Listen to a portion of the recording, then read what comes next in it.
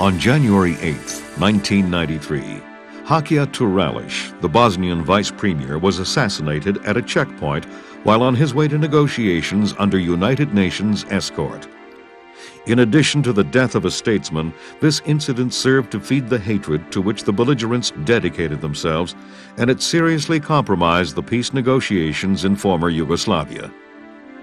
As a result of this event, the procedures for VIP escorts have been amended.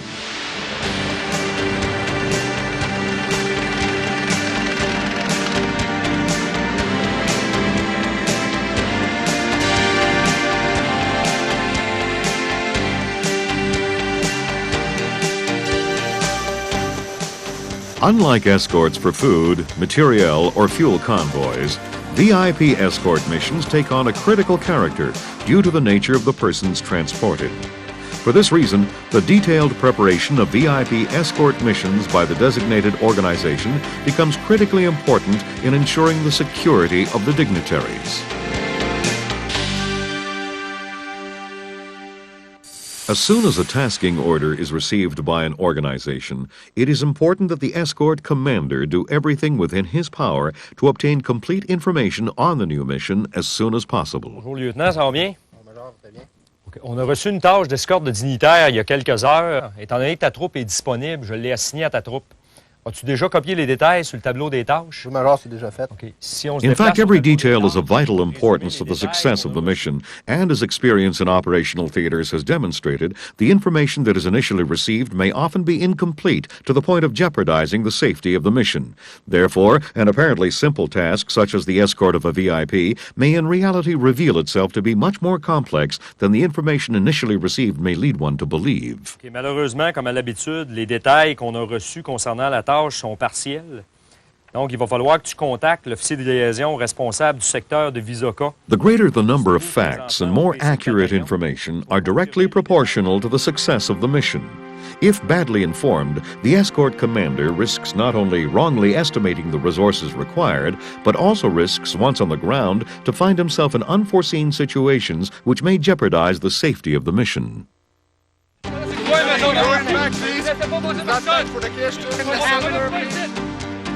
All information is critical. The simple fact of knowing that a leader plans to transform his departure into a media circus will allow the escort commander to foresee the need for supplementary resources at the meeting site, or to better negotiate with the VIP's organization in order to organize a more secure and discreet meeting. As soon as possible after having received the tasking order, the escort commander should make contact with the liaison officer and confirm all the details of the transport with the VIP's organization. 9-4 écho à 2-4 heures. 9-4 écho chiffre 4. À vous. In the same manner, if the planned convoy route includes the crossing of a checkpoint controlled by belligerent forces, the escort commander should obtain confirmation of the authorization to cross without inspection. This is a crucial confirmation when we know that such checkpoints are the most dangerous phases of the mission. Contrary to the transportation of rations or medical supplies, no one will suffer should a dignitary arrive at his destination one day late. What is important is that he remains alive. At any time during the mission, if the escort commander believes that he's not in control of the situation, it is his duty to report this to his superiors and/or cancel part of the mission. Once all the information is confirmed, the escort commander can foresee the personnel and material resources required for the mission. In general, the convoy organization will be based on the number of passengers to be transported. Normally, the vehicle transporting the VIP and his staff will be escorted by a minimum of 2 other vehicles, which will position themselves in front of and behind. Ideally, this convoy should be preceded by a reconnaissance vehicle and, if possible, another vehicle with the liaison officer for the sector on board. Charlie de ce côté-ci, Delta là, le TTB va être parqué là, le plus proche possible de l'entrée. Les gars du groupe de protection, 5 gars, In addition to the vehicle crews, the escort commander must also plan for close personal protection troops for the dignitary.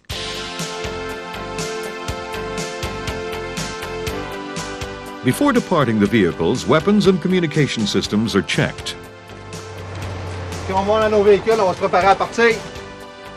The personnel tasked with the personal protection of the VIP ride in the escort vehicles in order to ensure the safety of the VIP during embussing and debussing.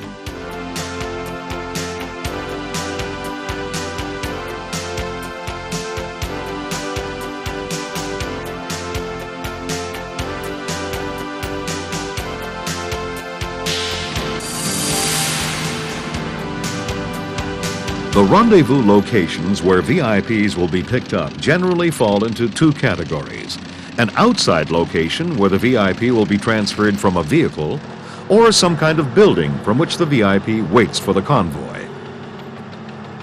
The two types of rendezvous locations include their own sources of danger.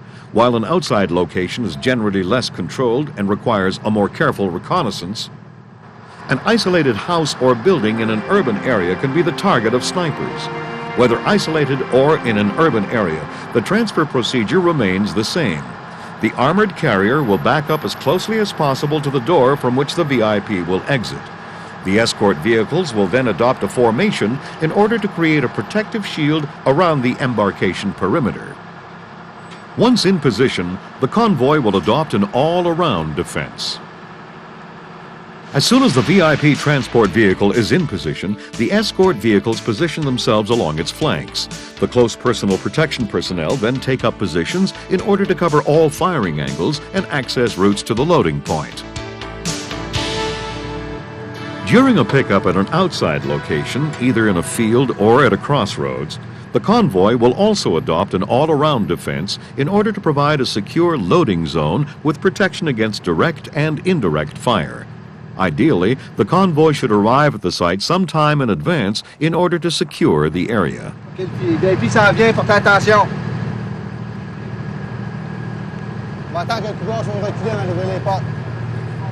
As soon as the dignitary's vehicle is within the enclosure, the armored vehicle seals off the entrance.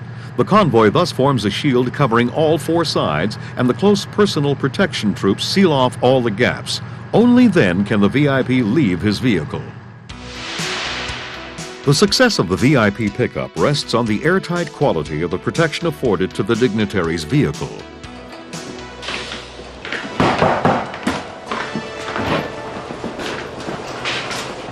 Bonjour, je suis lieutenant Gagnon. Je viens de votre escorte aujourd'hui. Puis c'est le caporal Le Seigneur, ça va être votre protection rapprochée. Il faudrait que vos hommes me donneraient leurs armes. Je les donne à mes bodyguards. Before entering the armored vehicle, the close personal protection troops ensure that the VIP and his entourage are not carrying any weapons. The weapons belonging to the VIP and his entourage will be kept by the close personal protection troops. In a tense situation, these weapons could quickly become a source of extreme danger, thereby endangering the lives of the soldiers in the convoy. OK, le groupe de protection dehors. Vous devez me suivre. Got it. The protection group should position itself outside the building and ensure that all gaps are covered. Once the loading area is secured, the protection group signals the escort commander that he may proceed with the embussing of the dignitary and his staff. The bodyguard assigned by the escort commander takes his seat in the vehicle between the dignitary and the vehicle's combat door. From this point on, he will be responsible for opening the door. The door is closed, locked from the inside, and should only be opened in accordance with a code previously arranged with the escort commander. During the embussing of the dignitary in open territory, he must be secured as soon as possible. Donnez-moi vos armes, vous rentrez pas si vous ne donnez pas vos armes. This is why the VIP must be loaded first and searched inside the armored vehicle, sheltered from possible attack. Cigarette? Yeah. Faut que tu me donnes tes armes. Si tu ne donnes pas tes armes, tu rentres pas. Si vous ne donnez pas vos armes, vous rentrez pas. Vous restez ici. Vous restez ici. Following this, the dignitary's bodyguards must agree to be disarmed if they wish to accompany their VIP. Therefore, in case of refusal or resistance, one can easily threaten to leave behind those persons who could compromise the convoy's security or, if necessary, cancel the mission at the rendezvous location. C'est bon, prends nos positions, ça va.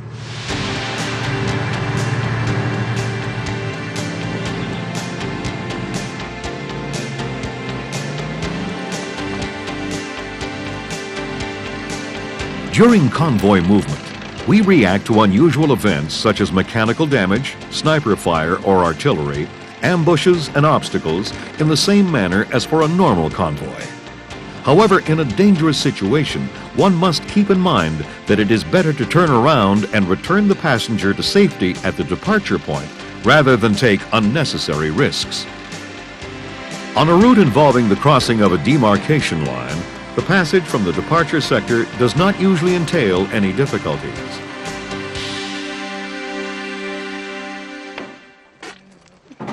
Oh, boy.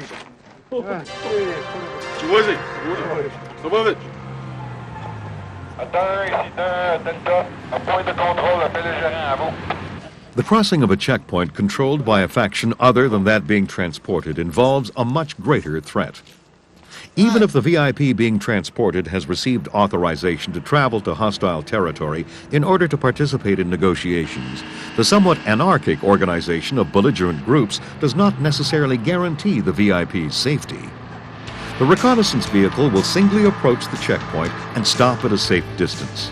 Its role is to confirm the crossing authorization.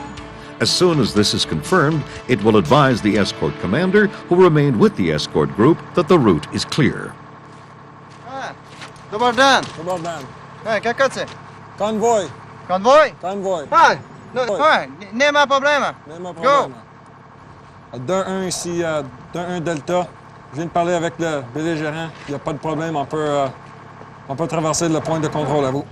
The rest of the convoy then rejoins the reconnaissance vehicle at the checkpoint in order to cross in one block. While approaching, the vehicles must close up to each other as much as possible in order to make access difficult.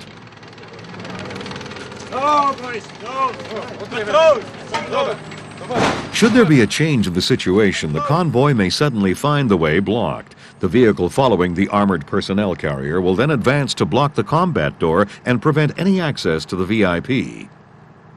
The escort commander must then leave his vehicle and negotiate the crossing with the belligerent forces. UN, contrôle. No pass. Pas de contrôle.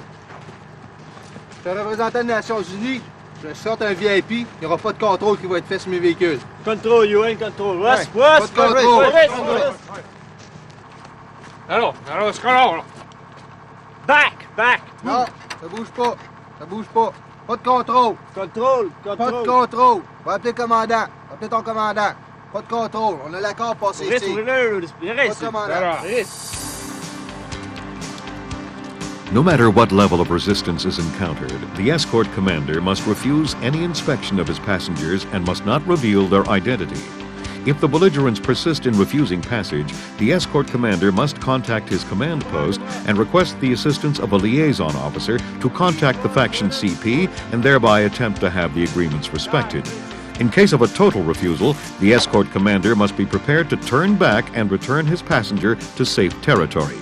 In the event of his being denied permission to depart and/or there's an attempt to immobilize the convoy at the checkpoint, he must contact his headquarters and follow the authorized procedures for a critical situation.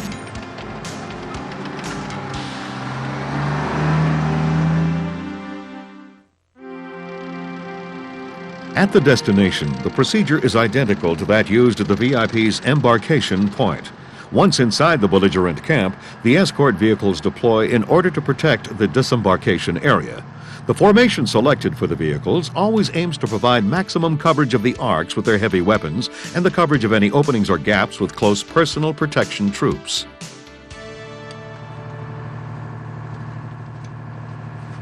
OK, sortez. Once all is in place, the escort commander will personally authorize the opening of the combat door by giving the code or password to the bodyguard. The bodyguard will then open the door and exit first. The escort commander will then ask the dignitary to exit. As soon as the VIP exits the vehicle, he is immediately protected by the assigned bodyguard, who will remain with him until the dignitary reaches shelter.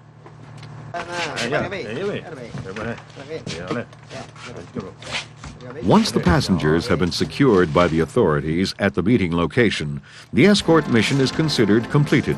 The return of the passengers to their departure point normally involves another mission. Even though they may not be transporting anyone during the return trip, the escort commander must ensure that his immunity is respected during checkpoint crossings. Upon return to his headquarters, the escort commander must give a verbal report, followed by a written detailed after-action report. Even though he may have completed his mission without serious incident, the escort commander must report on the complete flow of his mission and underline any problems encountered, even those that appear to be minor. Once reported, all these events may become the subject of complaints and of negotiations, which may permit subsequent missions to be carried out with greater ease. By making a complete after-action report, the escort commander will facilitate future missions and may even prevent any potentially dangerous confrontations for himself and for others.